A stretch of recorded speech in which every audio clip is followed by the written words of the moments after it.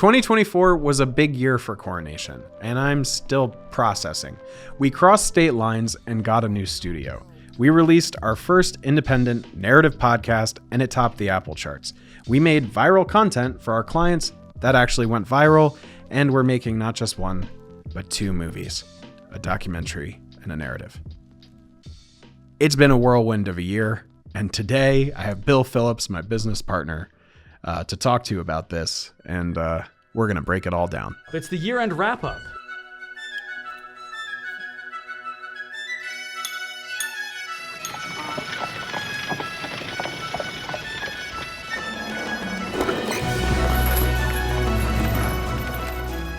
Welcome to Heralds and Fools, the podcast where we talk shop. We talk about client projects, passion projects, the nitty-gritty details of what makes creative life so fun. Hey, Bill. Hey, Gary. This has been a big year. It certainly has been. Yeah. We've done a lot this year. And I think that what I'd like to do is just go through some of the milestones that we've had here as a business. In this spot. Literally in this spot. In this new spot. Yeah. Well, that's how we started the year. So talk a little bit about our process. So we were in Maryland for years, for what, 10 years? 11 years. 11 years in Maryland. And we finally hopped over the Mason-Dixon, and we've arrived at our new home. Our ancestral home, Pennsylvania. Is it our ancestral home? It is now. All right, fair enough. So talk to me a little bit about the move and what precipitated it and how we got here. Yeah, I mean, we were in Maryland for a long time. We started out actually in Frederick in a very tiny room in the top floor of a Quaker meeting home. And the room itself, our full office, was about the size of this podcast room now. Yeah, which might look big on camera, but it is not. It's not big. It's not that big. Yeah. I think our office was maybe 400 square feet, something like that. Mm-hmm. Yeah. And then from there, we outgrew that pretty quickly, and we moved to Taneytown, Maryland. Yep. Which is a town famous by George Washington. Oh yeah, the famous quote of Taneytown is George Washington, as he was passing through, said, "Taneytown is a city or a town principally built of wood." Yes. Which is, must have been notable for the time. It was true. It still is true, I think. I think so. Part. Yeah. But we got a place there that was much larger and much more rundown, and spent a little bit of time fixing that up a little bit. Some paint and some other things on it, and we only were there for a year, I think. Mm-hmm. And then after that, we moved to it's a business park in Emmitsburg, Maryland. Yeah. That has a bunch of different places in it, and it used to be at one point a medical facility. Yeah. So it had a whole bunch of offices, and they were all very strange shapes, and they were all very small. Yeah. Which worked well for a while, but then when we got to the size that we were, it no longer was really. Yeah, it was sort of a yearly check-in, or every few months check-in. We'd be like, okay, do we need more space? Yeah. Do we need more space? Because the nice part about the business park is like super nice, clean, a good parking lot. A lot of it was wonderful. And we were there in that business park for... We were there for eight years. Yeah. So we definitely, a large portion of, Coronation's growth and Coronation was there at that business park. But it was always difficult to manage the space needed to do the creative pre-production work and the amount of gear that we were slowly accruing. And we had that all sort of in one hallway area, and then it started to need its own office, and then it was like a double space or double suite office that started taking up, and then pretty soon it was desks and cameras and the carts and everything. And it always posed a difficulty, particularly for the people who are doing live action work, because there was no ramp, to get anything in. So we're pushing these huge gear-laden carts, and it was too busy of a parking lot to, keep our gear in the truck. It was like, it became very difficult. So every time when we had a larger shoot, this whole 3,000 square foot office, 4,000, whatever it was, would just explode with gear everywhere. So when animators are going to animate at their stations, they're dodging tripods and C-SANs and lights. Yeah. Yep. And it was a constant shuffle. I mean, we would like every little once in a while, it would be, okay, well, if we put this person in that room and then this gear over there, we can have a walking path. Yes. It was like, 100%. okay, great. Just got to the point where it was unsustainable. I mean, I think that the main thing was we just ran out of space. Yeah. So I know that you had been looking for a new spot for a long time. I was still in the place where I was trying to figure out, okay, I can fit this person in this hallway, Yeah. and as is our relationship, Yeah. right? Because you're the realist and I'm the dreamer or idealist, and so I was feeling like we needed desperately a new space in 2020. and it was killing you. It was destroying me. I couldn't think about anything else because it was just like the amount of inefficiency, but also like the amount of potential that a space would give us. And so we had, and then that, I mean, this is really inside baseball, and I don't know that anyone would care that much, but we tried to get so many different locations. Yeah. We were in the contract phase with so many different locations. We had township meetings full of the locals, and we had to convince them that we were the right local, that we were the right people to be in their neighborhood. And man, I learned a lot about the EPA and about townships and about all of what's required for zoning. And but we finally found our spot. And ironically, it's a spot that it is the spot that I had been looking at for about, close to 3 or 4 years. Yeah. Of being interested in. And it's a big old beautiful, well-loved fixer-upper. I don't think anyone really loved it. No. It's actually, it was not well loved until we got here. We love it. Yeah. I put a lot of love into it. It was not well loved. It was certainly well worn. I think this is like such a key marker for the difference between me and you, because I would drive by this all the time. Often when I was like going to your house or going into town. We should say, we've always been on the border of Maryland and PA, or have been for years. Mm-hmm. And ironically, even though we were in Maryland, many of the sort of like collaborators we work with, many of the teammates we have were living in PA. The pull of PA was strong. And, heading into independent film, there's some tax incentives in PA, which Maryland doesn't have. Mm-hmm. We're trying to build that out. But I had been driving by this big building. It was a Comcast building, like a Comcast depot where they'd send out their trucks. And I had been driving by it being like, one day Comcast will leave this place, and then we can have it. And I had just been sort of like, every time I drove by, I was like, this is the place. Look, there's this big warehouse in the back that could be our studio. And I definitely had my eyes on it. When we first toured this building, when we found out that it was quasi on the market, right. We first toured this building, I walked away and I was like, this is it. And I think you just said, really? I didn't think it was it. Yeah. I mean, this is coming off the back of like a couple other locations that were more form fit for our team size at the time. So, looking at those, it was more of like, all right, this is the next step up. Yeah. Of, we're in this old, we're in this office park, and we just need some more room. And it would be nice to have like a garage, and it would be nice to have a studio space. Yeah. And this was like, okay, now do that like 4 or 5 times that. Yeah. And it felt just way too large for what our needs were. And, having been here not even a full year yet, we have filled all of the space. Yes. And so, I've even looked back and I've been like, okay, well, if we did get this space or that space or this other one, we would have already been looking for another space. So it's actually worked out really nicely. Yeah. That this place is as big as it is, and we've got land to build more on, and it's just been a nice...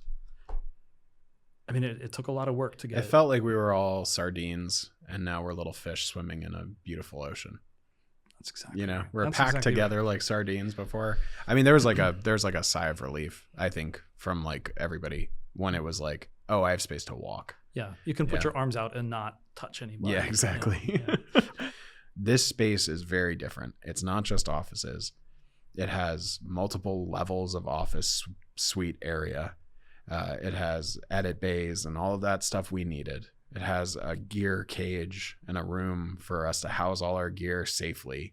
It has a garage so that we can pull our truck in and keep it safe. And then it has a 12,000 square foot warehouse that we've turned a little more quickly into a studio than we expected.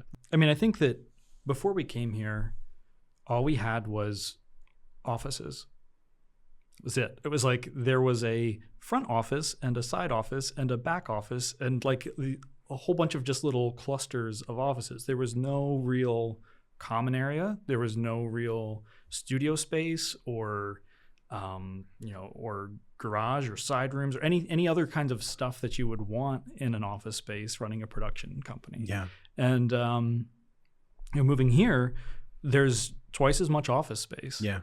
And then there's also a kitchen and a common area upstairs and a common area downstairs and a common area over there. And having also this full garage, a commercial garage. We have a full gear room for all of our gear. There's an upstairs attic that we haven't explored much of yet, but it's a cool spot. Yeah, it's going to be something cool. It's going to be. When we figure out what it's going to be really cool. We'll let you all know. But yeah, it's all of those things on the agency side. And then as we go and we're making larger projects and moving into our first feature film, which I'm sure we'll talk about here. But having that warehouse in the back is huge. I mean, it's a 12,000 square foot warehouse. We've finished about a fourth of it for some more commercial shoots, and then left the rest of it as rough space. Built a psych wall out. Put some sound foam in it. Yeah, we should talk about that. But yeah, we've taken that and turned it into usable space. And it's funny because so when we first walked in, right, and we first did the tour with the realtor, we're talking, bugs everywhere, a place that hasn't been touched since COVID. The COVID stickers are still everywhere. That's like the only indicator that life was there. We needed to seal doors and seal windows and work on AC units. But all I saw was potential. And I think all you saw was the chaos of the building and in that state. But it's funny because I think even in my estimation, and I tend to be a little aggressive on thinking we can accomplish more than we can in a shorter period of time.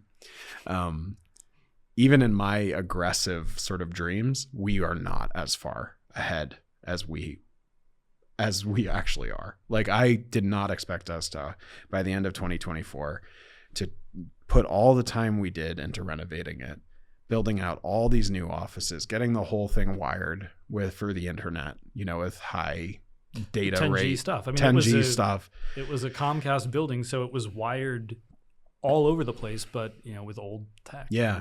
So and all of that, get murals up on the wall, get some furniture, get things clean. And we put a ton of work into renovating this ourselves and with hiring people to do it.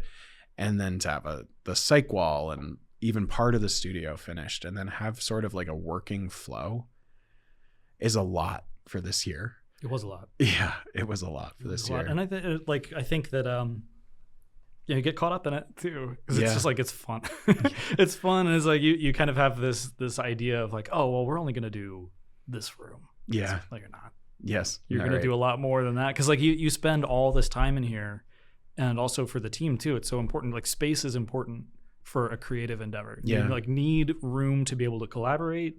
You need room to yourself to be able to focus in, and like having this new layout, and it's worth all the investment that we've put into it. Yeah. Because I think that it's been able to elevate the work that we do across the board. Yeah. Yeah. I think it's funny too, because like coming off of like, we as a studio have always been very much like proponents of like working together and working in a space. And that's something that isn't like the rule anymore.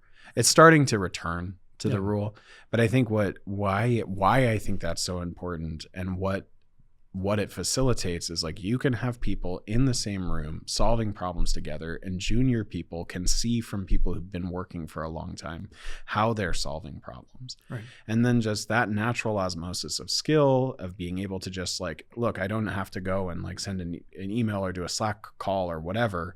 I can just like look over and say, how would you handle this, or what would you do here? Mm-hmm. And I think that's alchemy. For us, it's so important to have that on-site relationship, just because we do believe that creative flourishes when people are in the same room together. Yeah. And so we've gone, the other thing about moving up to Gettysburg has been that we've been able to build more of a community so that we can bring people in from out of state and have other people, like other talent from other states, come out here and be here with us in person.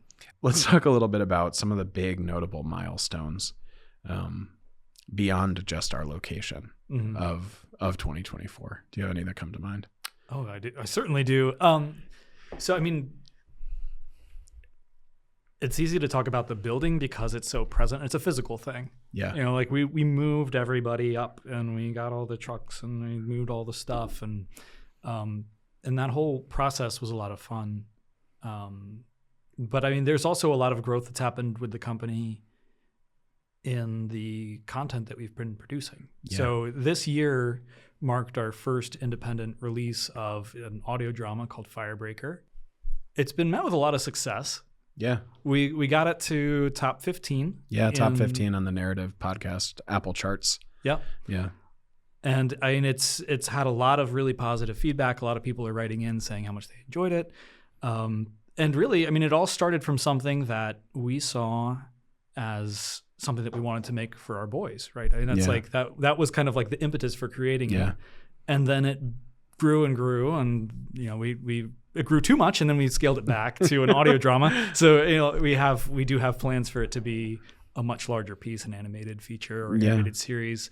But I mean, its initial release into the space as an audio drama has seen a lot of success. We love working with people and collaborating with people as an agency, but we also have stories that we want to tell that are from our own hearts and from our own creative and from our, as storytellers, this is something we want to inculcate. Yeah. Because I think too often it's a difficult thing to walk as like someone who is into filmmaking or animation or an artist in general. It's a difficult thing to go from the sort of act of pure creation to being a service company and not having an outlet, to be a commercial artist. And we've talked about this a lot. And one of the things that we like to do is we like to make sure it started as just outlets, right? It's like, hey, look, you have a portfolio sort of project that you want to do that aligns with us. You can do a mini doc, go out and do it, take the gear, go take company time. We'll make something beautiful. And as it's grown and matured, I think it's like, okay, as a studio, we're going to be making these stories and these statements, whether it's independent film or a narrative podcast of saying Coronation is a studio as well. We're not just an agency, we're also a studio. And the first step it seemed so easy at the time, a couple of years ago when we started Firebreaker, was like, hey, we'll do it as a podcast. It'll go so quick. It'll be so easy to accomplish. And then next thing you know, we have a podcast that's starring David Henry, Disney Channel star, Elizabeth Tabish from The Chosen, and we have a full orchestra recording the soundtrack for our podcast with the music written by Kevin Casca, who's a Hollywood composer. It's like, that is the level that we are dedicated towards making things good. It was an awesome opportunity to do something where we can enter and into the space and just say, hey, look, like Coronation makes its own stuff. Yeah. Coronation tells its own stories. And podcast seemed like a perfect place to do it.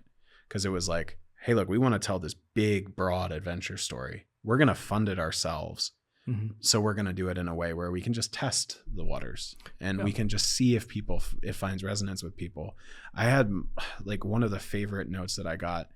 We got an email from a kid who's like, so in the podcast, St. George has the spear Ascalon.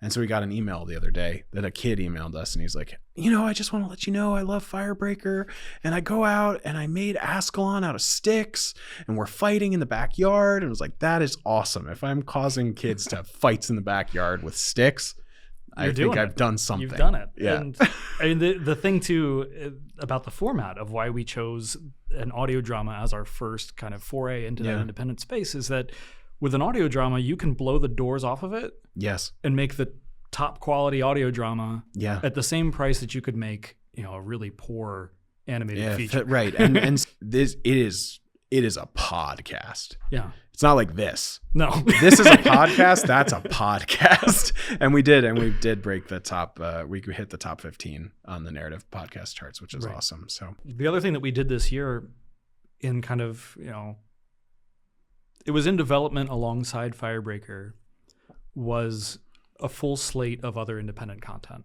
Yeah. Yeah. Notably, we have the green light on our first feature, which came from a slate we were developing. And so we're shooting that next year. Yep. And we're shooting that, at least in part, in our new studio that we got. Right. Which is awesome. And I can't wait I think we're going to have a bunch of podcasts dedicated towards the pre-pro for that film, towards the production of that film, because it's a big step for us too. But even just being in that space, seeing the corkboard on the wall, seeing the different storyboards go up, seeing the concept art come together, it's like, all right, this is the dream. Sometimes I do pinch myself and be like, because I grew up wanting to do this and be in filmmaking, and like from watching behind the scenes stuff, and it started Star Wars, but it was also all the behind the scenes of like Lord of the Rings, and just watching those probably more. And I think that's a story I've heard from a lot of people who are into film in my generation, was just like absolutely covering every minute of the behind the scenes of Lord of the Rings, which is amazing. But then I was sitting here at the studio the other day, looking at the storyboard, working with Joe on the storyboard. And it's like, this is exactly it.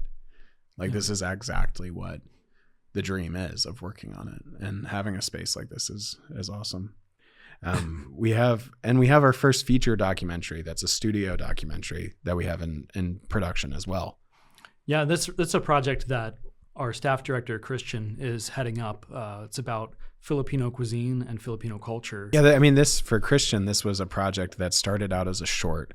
And we were like, yeah, dude, we'll come behind you to, help this short be a thing, to celebrate Kamayan and the heritage of the Philippines and the Filipino-American experience through the lens of cuisine.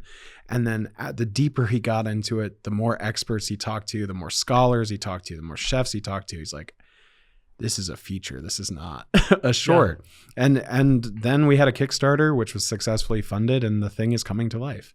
Yeah. So look forward to that too.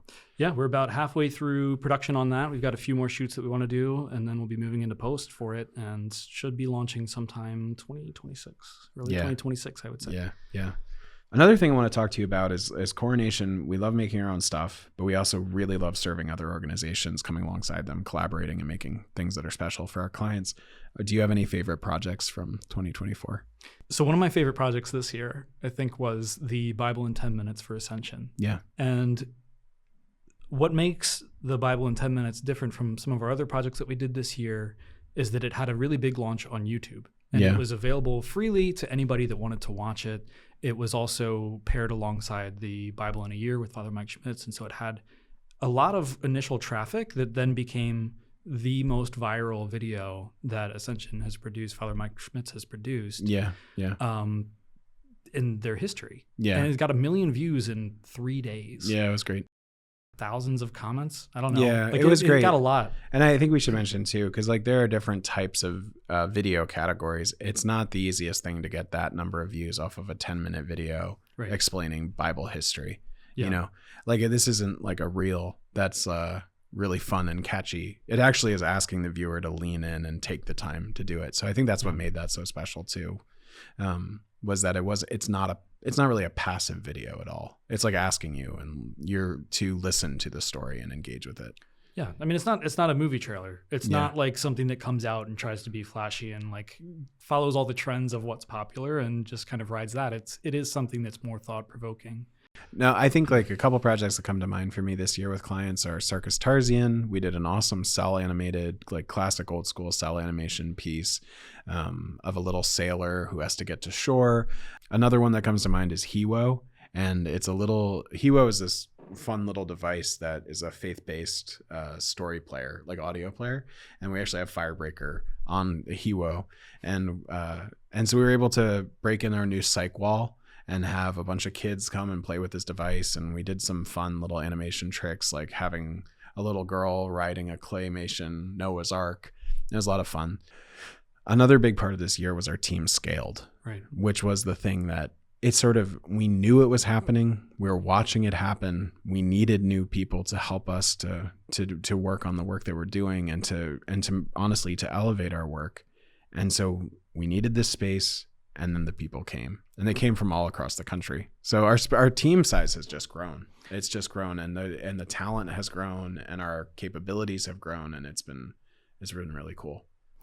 And I think that there's a lot of people that say don't follow the maxim, like if you build it, they will come. Yeah, we built it, and then we invited a whole bunch of people, and they came, and it's been really good. Yeah. I think that for us, in a lot of ways, this has been a growth year. It's been a lot of focus on getting our capabilities to grow, and getting our team to grow, and getting our space to grow. And then also growing a whole new branch of development for the independent content. And I think moving into the year ahead, we're going to have more opportunities to kind of explore what that growth means. Because I mean, so much of this year has just been heads down. Let's make sure that we build the infrastructure and the systems and everything to make this work. Yeah. And 2025 is going to be the year of, well, let's take our first steps, really take our first steps. Mm-hmm. And it'll be our first step with, we've done a narrative podcast. That was great. We're going to do a feature narrative film. That'll be our first studio film for Coronation. We have other ones in development, and that is really starting to turn. I think it's like just going on the build it, they'll come thing. When I was a kid, I was always like, man, George Lucas did it right. He didn't want to deal with the industry. He said, I'm going to get out of LA. I'm going to go to San Francisco, and I'm going to make my own thing, And then also a little bit of Peter Jackson was like, I got to do the Lord of the Rings. I'm going to build the ability to do it in New Zealand. We chose Gettysburg, which isn't maybe what people would think of as a thriving film metropolis, but we're building something special here. We're building something special where, we've been working at this company for the last, 12 years, really putting the infrastructure together to say, look, we have everything we need to make a movie. We don't need to go and rent it. We don't need to go and buy it. We have the studios, we have the cameras, we have the people, we can do this. And just been honing our storytelling and honing our craft to the point where it feels like, this is the time. This is the time for Coronation to take its steps into a bigger world. So all the things that made Coronation excellent in the past and what we've been able to do, we've been able to invite more people, new talent to join the team and to continue to foster those skill sets. We've gotten a lot of really talented people to come join us over the past year. Who are really shaping what Coronation is becoming. We have twice as many animators as we had before, and we've grown the video team a lot. We have dedicated post-production specialists now on staff, and so it's allowing us to increase our capacity for new work, and then to also dedicate more time to the work that we have. So we're not spreading ourselves thin, and we're able to take on a whole bunch of different projects from a whole bunch of different areas, and then also still pursue all of our independent content alongside that. Yeah. So it's been one of those things where you can kind of have your cake and eat it too, because we've bought now this property that has a really big plate. Yeah. And we've got really big utensils. Yeah, sure. Got a big appetite. We just eat the whole cake and we can have it. Yeah. I totally chart what you're saying. What are some hopes for 2025? So 2025, I'm excited about because we really get to exercise all of the things that we've been building this year. So we've got the new space, we've got the bigger team, we've got new gear, we have all sorts of different things. And now we get to play with it. And we get to build something more with that. And the different projects that we produce out of this period of Coronation where we've been growing it, is something that I'm excited to see. I think what I'm most excited about is the feature we're doing here next year. It's our first narrative feature. I'm most excited about that, to really put our studio through the paces and see what we can accomplish. And then I'm just excited to keep building the community out here in Gettysburg. Our plan is to continue to grow, to make this more of a vital place than it is already. And it really is becoming something so special already.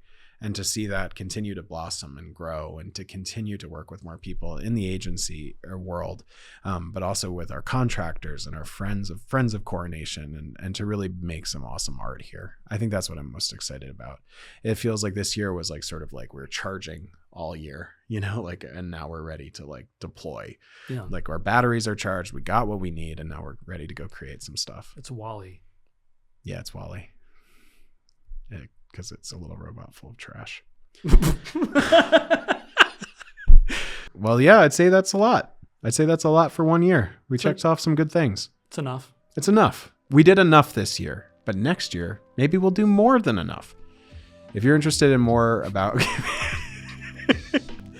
I hope this podcast was enough for you to enjoy, and enough for you to get to know us a little better. If you're interested in more about Coronation, learning more about us, about agency life, about project breakdowns, stay tuned to Heralds and Fools. Thanks. Bye-bye.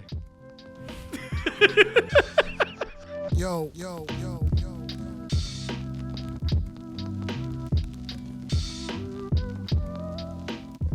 Is this whole chatter sequence worthwhile, sucks. Jeremiah? I don't know. This will be at the end. Pull that up, Jeremiah. Put it up at the end. Pull it up, young Jeremiah. We have our head of production running cameras today because that's how efficient we are as a studio.